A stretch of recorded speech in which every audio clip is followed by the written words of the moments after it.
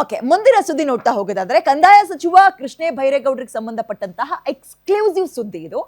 ಸಚಿವ ಕೃಷ್ಣ ಬೈರೇಗೌಡರ ಭೂ ದಾಖಲೆ ಲೀಕ್ ಆಗಿದ್ ಹೇಗೆ, ಬಿಜೆಪಿ ಅವ್ರ ಕೈಗೆ ಸಿಕ್ಕಿದ್ ಹೇಗೆ, ಹೊರ ತೆಗ್ಸಿದ್ ಯಾರು, ಇದು ಕುತೂಹಲ. ಕ್ಲೀನ್ ಮಿನಿಸ್ಟರ್ ಅಂತ ಅನಿಸ್ಕೊಂಡಿರೋರ್ಗೆ ಇದೊಂದ್ ರೀತಿ ಕಪ್ಪು ಚುಕ್ಕಿ ಆಗುತ್ತಾ ಹಾಗಾದ್ರೆ?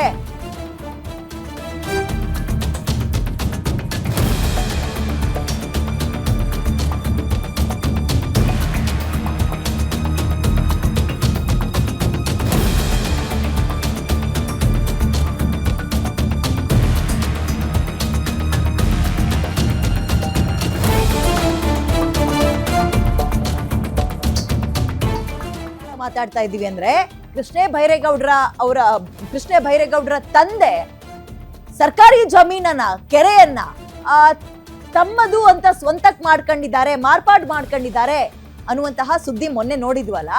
ಈ ಡಾಕ್ಯುಮೆಂಟ್ಸ್ ಇಲ್ಲಿ ತನಕ ಸೌಂಡ್ ಮಾಡ್ದಲ್ಲ ಇದ್ದಿದ್ದು ಈಗ ಹೆಂಗ್ ಹೊರಗ್ ಬಂತು? ಯಾರು ತೆಗ್ಸಿದ್ದು? ಬಿಜೆಪಿ ಅವರ, ಜೆಡಿಎಸ್ ಅವರ?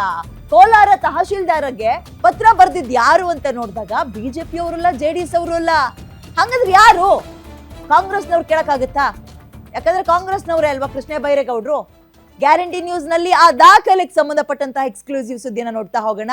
ಈ ಕಡೆ ಬಿಜೆಪಿ ಅವರು ಅಲ್ಲ, ಜೆಡಿಎಸ್ ಅವರು ಅಲ್ಲ. ಹಾಗಾದ್ರೆ ಆ ಡಾಕ್ಯುಮೆಂಟ್ಸ್ ತೆಗೆಸಿದಂತವ್ರು ಯಾರು? ಕಂದಾಯ ಸಚಿವ ಕೃಷ್ಣ ಬೈರೇಗೌಡರಿಗೆ ಸಂಬಂಧಪಟ್ಟ ಎಕ್ಸ್ಕ್ಲೂಸಿವ್ ಸುದ್ದಿ ಇದು. ಬಯಲಾಗ್ತಾ ಇದೆ ಕೃಷ್ಣ ಬೈರೇಗೌಡರ ವಿರುದ್ಧದ ದಾಖಲೆಗಳ ರಹಸ್ಯ. ಅವರ ವಿರುದ್ಧ ದಾಖಲೆ ಕೇಳಿದ್ದು ಬಿಜೆಪಿ ಲೀಡರ್ಸ್ಗಳು ಅಲ್ಲ, ಜೆಡಿಎಸ್ ಅವರು ಅಲ್ಲ. ದಾಖಲೆ ಕೇಳಿದ್ದು ಕಾಂಗ್ರೆಸ್ನವರೇ, ಕಾಂಗ್ರೆಸ್ನ MLA. ಕೋಲಾರದ ತಹಶೀಲ್ದಾರ್ಗೆ ಪತ್ರ ಬರೆದಿದ್ದೇ ಸ್ವತಃ ಕಾಂಗ್ರೆಸ್ನ MLA, ಅದು ಕೂಡ ಬಂಗಾರಪೇಟೆಯ ಶಾಸಕ SN ನಾರಾಯಣಸ್ವಾಮಿ. ತಹಶೀಲ್ದಾರ್ಗೆ ಒಂದು ಪತ್ರ ಬರೀತಾರೆ 2025 ಜುಲೈ 25ನೇ ತಾರೀಕಿನಂದು. ಏನಂತ? ನಾರಾಯಣಸ್ವಾಮಿ ಅವರು ಕೋಲಾರ ಜಿಲ್ಲೆಯ ನರಸಾಪುರದ ಗರುಡನಪಾಳ್ಯದಲ್ಲಿರುವ ಭೂ ದಾಖಲೆಯನ್ನ ಕೇಳ್ತಾರೆ. ಈ ಎ ಖಾತಾ ಖರಾಬು, ಬಿ ಖರಾಬು, ಕೆರೆಕುಂಟೆ, ರಾಜಕಾಲುವೆಗಳ ವಿವರವನ್ನ ಕೊಡಿ ಅಂತ MLA ತಹಶೀಲ್ದಾರಿ ಕೇಳ್ತಾರೆ. ಗರುಡನಪಾಳ್ಯದಲ್ಲಿ ಎಷ್ಟು ಎಕರೆ ಜಮೀನು, ಯಾರ ಹೆಸರು ಖಾತೆಯಾಗಿದೆ, ಸಾರ್ವಜನಿಕ ಹಿತದೃಷ್ಟಿಯಿಂದ ಮಾಹಿತಿನ ನೀವು ಒದಗಿಸಬೇಕು ಅಂತ ಒಂದು ಪತ್ರವನ್ನ ತಹಶೀಲ್ದಾರಿಗೆ ಬರೀತಾರೆ. ಇದೇ ದಾಖಲೆಯನ್ನ ಅಧಿವೇಶನದಲ್ಲಿ ಬಿಜೆಪಿ ಲೀಡರ್ಸ್ಗಳು ರಿಲೀಸ್ ಮಾಡ್ತಾರೆ. ಶಾಸಕ SN ನಾರಾಯಣಸ್ವಾಮಿ ಬರೆದಿದ್ದಾರೆ ಅನ್ನಲಾದ ಪತ್ರ ಈಗ ವೈರಲ್ ಆಗ್ತಾ ಇದೆ ತಹಶೀಲ್ದಾರ್ಗೆ.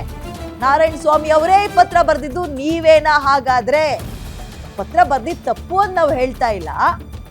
ಈಗ ಮೊನ್ನೆ ಎಲ್ಲ ಬಿಜೆಪಿ ಅವರು ಕ್ಲೀನ್ ಮಿನಿಸ್ಟರ್ ಅಂತ ಇದ್ರಲ್ಲ, ನೋಡಿ ಇವರು ಬಂಡವಾಳ ನಾವು ಬಯಲು ಮಾಡ್ತೀವಿ, ಮೊದಲು ಸಚಿವ ಸ್ಥಾನದಿಂದ ಕೆಳಗಿಳಿಬೇಕು, ಇದ್ರ ಬಗ್ಗೆ ಪೂರಕವಾದಂತಹ ಸಾಕ್ಷಿಯ ಕಲೆ ಹಾಕಬೇಕು, ತನಿಖೆ ಆಗಬೇಕು ಅಂತ ಇದ್ರಲ್ಲ, ಅವ್ರಿಗೆ ಇದ್ರ ಬಗ್ಗೆ ಐಡಿಯಾ ಬಂದಿದ್ದಾದ್ರು ಹೇಗೆ ಅನ್ಬೇಕಲ್ಲ. ಯಾಕಂದ್ರೆ ಇದು ನೆನ್ನೆ ಮೊನ್ನೆ ಆಗಿರೋದಲ್ಲ, ಅವ್ರ ತಂದೆ ಕಾಲದಲ್ಲಿ ಆಗಿರೋದು. ಅವ್ರ ತಂದೆ ಮಾಡಿಸಿರೋದು ಅಂತ ಆರೋಪ ಇರೋದು. ಅವ್ರ ತಂದೆ ಸರ್ಕಾರಿ ಜಮೀನನ್ನ ಗುಳಂ ಮಾಡಿದಾರ ಅಥವಾ ಇಲ್ವಾ ಗೊತ್ತಿಲ್ಲ, ಆರೋಪ ಇದೆ. ಅದನ್ನ ಪ್ರೂವ್ ಮಾಡ್ಬೇಕಾಗಿರೋದು ಇವ್ರೆ. ಇಲ್ಲಿ ತನಕ ಸೌಂಡ್ ಇಲ್ದಿದ್ದು ಈಗ ಯಾಕೆ ಅಂದ್ರೆ ಇವ್ರ ಪಕ್ಷದವರೇ ಬರೆದಿರೋದಂತೆ ಪತ್ರವನ್ನ. ಮೋರ್ ಡೀಟೇಲ್ಸ್ ನನ್ನ ಕಲಿಗ್ ದುರ್ಗೇಶ್ ನೀಡ್ತಾರೆ. ದುರ್ಗೇಶ್, ಮೊನ್ನೆಯೂ ಕೂಡ ಸಹಜವಾಗಿ ಕಾಡಿದ ಪ್ರಶ್ನೆ ಇದೆ. ಇಲ್ಲಿ ತನಕ ಸದ್ದೇ ಇಲ್ದಲ್ಲಿರೋ ವಿಚಾರ ಇದ್ದಕ್ಕಿದ್ದಂತೆ ಸ್ಫೋಟ್ ಆಗಕ್ ಕಾರಣ ಏನು? ಯಾವ ವಿಚಾರವಾಗಿ ಡಾಕ್ಯುಮೆಂಟ್ಸ್ ಈಗ ಹೊರಗೆ ಬಂದಿರ್ಬೋದು ಅಂತ ನೋಡಿದ್ರೆ ಕಾಂಗ್ರೆಸ್ ಮನೆಯವರೇ ಅಂತಿದ್ದಾರೆ. ಅದರಲ್ಲೂ ಕೂಡ ಬಿಜೆಪಿಯ ನಾಯಕರೆಲ್ಲರೂ ಕೂಡ ಸಚಿವರ ಮೇಲೆ ಮುಗಿಬಿದ್ದಿರುವಂತದ್ದು. ಚಳಿಗಾಲದ ಅಧಿವೇಶನ ಸಂದರ್ಭದಲ್ಲಿ ಏನು ಕೃಷ್ಣ ಬೈರೇಗೌಡರು ತಮ್ಮ ಒಂದು ಭೂ ಕಬಳಿಕೆ ಮಾಡಿದ್ದಾರೆ, ಸ್ಮಶಾನದ ಆಸ್ತಿ ಮತ್ತು ಕೆರೆ ಆಸ್ತಿಯನ್ನ ಕಬಳಿಕೆ ಮಾಡಿಕೊಂಡು ಅಕ್ರಮವೆಸಗಿದ್ದಾರೆ, ಅಧಿಕಾರಿಗಳ ದುರುಪಯೋಗ ಮಾಡಿಕೊಂಡಿದ್ದಾರೆ ಅನ್ನುವಂತ ಆರೋಪವನ್ನ ಮಾಡಿದ್ರು.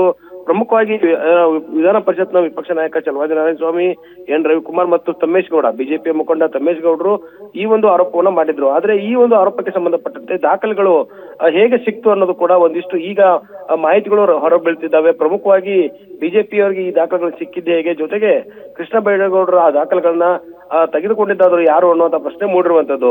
ಹೀಗಾಗಿ ಈ ಒಂದು ಪ್ರಕರಣಕ್ಕೆ ಸಂಬಂಧಪಟ್ಟಂತೆ ಈಗ ಜುಲೈ 25ರಂದು ಏನು ಕಾಂಗ್ರೆಸ್ನ ಶಾಸಕರೇ ಪತ್ರವನ್ನ ಬರೆದಿದ್ದಾರೆ ಅನ್ನುವಂತ ಮಾಹಿತಿ ಬಿದ್ದಿದೆ. ಅದರಲ್ಲೂ ಕೂಡ ಮಾಹಿತಿ ಕೇಳಿದ ಪತ್ರವೂ ಕೂಡ ಈಗಾಗಲೇ ವೈರಲ್ ಆಗ್ತಿರುವಂತದ್ದು.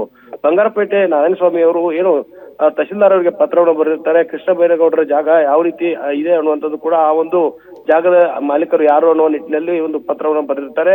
ಆ ಪತ್ರದ ವಿಚಾರ ಇಟ್ಕೊಂಡೇ ಇವತ್ತು ಬಿಜೆಪಿ ನಾಯಕರು ಈ ಒಂದು ಆರೋಪವನ್ನು ಮಾಡಿ ದಾಖಲೆಗಳೆಲ್ಲವೂ ಕೂಡ ಸಂಗ್ರಹ ಮಾಡಿ ಕೃಷ್ಣ ಬೈರೇಗೌಡರವರ ರಾಜೀನಾಮೆಗೆ ಒತ್ತಾಯವನ್ನು ಮಾಡ್ತಿರುವಂತದ್ದು. ಹೀಗಾಗಿ ಪ್ರಮುಖವಾಗಿ ಏನು ಕಾಂಗ್ರೆಸ್ನ ಶಾಸಕರೇ ಸಚಿವರ ಮೇಲೆ ಈ ರೀತಿಯ ಪತ್ರವನ್ನ ಬರೆದ್ರ ಅನ್ನೋದು ಒಂದ್ ಕಡೆ ಆದ್ರೆ ಬಿಜೆಪಿ ನಾಯಕರಿಗೆ ಅಸ್ತ್ರವನ್ನ ಕೊಟ್ಟಿದ್ದು ಕಾಂಗ್ರೆಸ್ನ ಶಾಸಕರೇ ಅನ್ನೋದು ಇಲ್ಲಿ ರುಜುವಾತಾಗ್ತಾ ಇದೆ. ಹೀಗಾಗಿ ಈ ಒಂದು ಪ್ರಕರಣವನ್ನ ಬಿಜೆಪಿ ಅಸ್ತ್ರವಾಗಿಸಿಕೊಂಡ್ರೆ ಕಾಂಗ್ರೆಸ್ಗೆ ಒಂದ್ ಸ್ವಲ್ಪ ಮುಜುಗರ ಆಗಿರುವಂತದ್ದು. ಕ್ಲೀನ್ ಅಂಡ್ ಆಕ್ಟಿವ್ ಸಚಿವರಾಗಿರುವಂತಹ ಕೃಷ್ಣ ಬೈರೇಗೌಡರು ಅನ್ನುವಂತ ಒಂದು ಹೆಸರನ್ನ ಪಡೆದುಕೊಂಡಿದ್ರು. ಅವರ ಹೆಸರಿಗೆ ಕಪ್ಪು ಚುಕ್ಕೆ ತರುವಂತ ಕೆಲಸವನ್ನ ಕಾಂಗ್ರೆಸ್ನ ಶಾಸಕರೇ ಮಾಡಿದ್ರ ಅನ್ನೋದು ಕೂಡ ಇಲ್ಲಿ ಮುನ್ನೆಲೆಗೆ ಬರ್ತಾ ಇರುವಂತದ್ದು. ಪ್ರಮುಖವಾಗಿ ಬಿಜೆಪಿ ಜೆಡಿಎಸ್ ಇದನ್ನ ಅಸ್ತ್ರವಾಗಿಸಿಕೊಂಡಿದೆ. ಲೋಕಾಯುಕ್ತ ಮತ್ತು ಗವರ್ನರ್ಗೂ ಕೂಡ ದೂರು ಕೊಡೋದಕ್ಕೆ ಮುಂದಾಗ್ತಾ ಇದೆ. ಹೀಗಾಗಿ ಇದಕ್ಕೆ ಈಗಾಗಲೇ ಸಚಿವರು ಕೂಡ ಉತ್ತರವನ್ನು ಕೊಟ್ಟಿದ್ದಾರೆ. ಆದ್ರೆ ರಾಜಕೀಯವಾಗಿ ಇದನ್ನ ಯಾವ ರೀತಿ ಬಳಸ್ಕೊಳ್ತಾರೆ ಅನ್ನೋದು ಬಹಳ ಮುಖ್ಯ ಆಗತ್ತೆ Vidya. Okay, thank you Durgesh ಡೀಟೇಲ್ಸ್ಗೆ.